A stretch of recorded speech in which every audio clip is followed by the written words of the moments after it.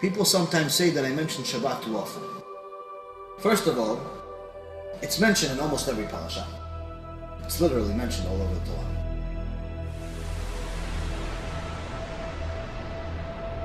If you look at it, if you look at just this week's parasha, we have the holiest place in the world next to the holiest creation in the world, which is the Torah, and Hashem could have connected the two with any mitzvah, with kosher, with brit milah, with tefillin, with nida, with marriage, with having kids, with the specific things that the Kohen HaGadol needed to do, with the holy work that Moshe Rabbeinu had to do, the laws of court, the laws of business. You have 3 Masechtot in the Gemara that talk about business. Why don't you put that in there? Why don't you talk about making sure that people don't eat pig? Why don't you make sure people that dress modestly? If all the mitzvot, you have 613 mitzvot you can choose between Bet HaMikdash and Torah. Hashem says no. One mitzvah is the entire Torah.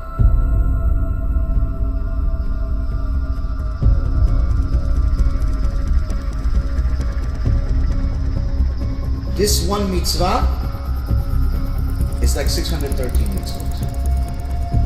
That's why Shulchan Aruch says someone that violates Shabbat violated the entire Torah.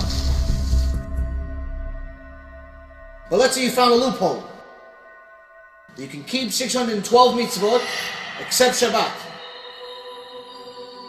It's worth 0. It's worth bidiyuk 0. Efes. Nothing. They're considered a goy.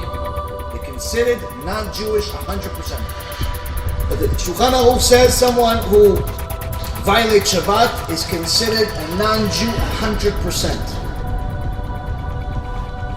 If he touches wine, you're not allowed to drink it. You spill it out. You can't even give it to your dog. If he says Kaddish, it actually hurts the person in Shemayim. It doesn't help them. You should not say Kaddish. You're not allowed to be a Chazan. It says a machloket if you're even allowed to say Kaddish on him. Rabbi Ovadia says, if it's a tzaddik livracha, someone doesn't keep Shabbat, you're allowed to lend him money with interest. You know, it's a big sin to lend a Jew money with interest. He says someone that's not keeping Shabbat, not considered Jewish, lend them money with interest. The chumrah of someone that's not keeping Shabbat, people don't understand this. People mamash don't understand the significance of not keeping Shabbat.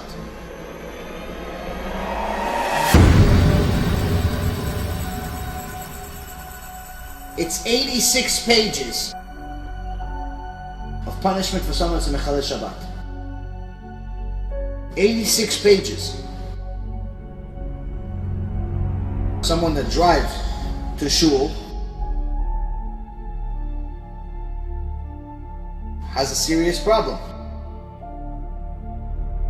The Torah source,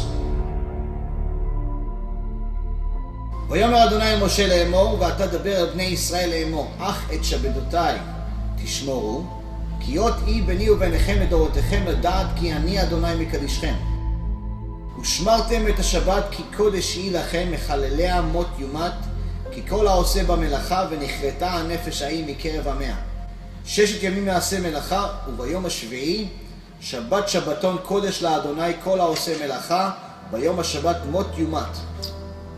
So it says here twice. Hashem said to Moses, saying, now you speak to the children of Israel, saying, however, you must observe my Sabbaths. The reason why it says Sabbath is not because there's 2 Shabbats a week. It's because you can't just keep one Shabbat and think that it's okay. For it is a sign between me and you, for your generations, to know that I am Hashem, who makes you holy. You shall observe the Sabbath, for it is holy to you. Its desecrators, someone who violates a Shabbat, shall be put to death.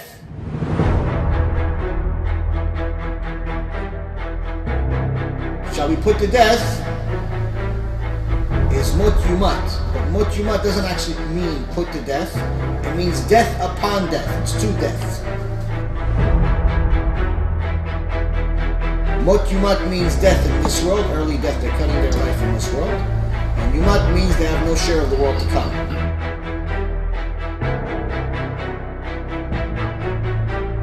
For whoever does work on it, that soul shall be cut off from amongst its people. Violating Shabbat is the biggest sin in Judaism.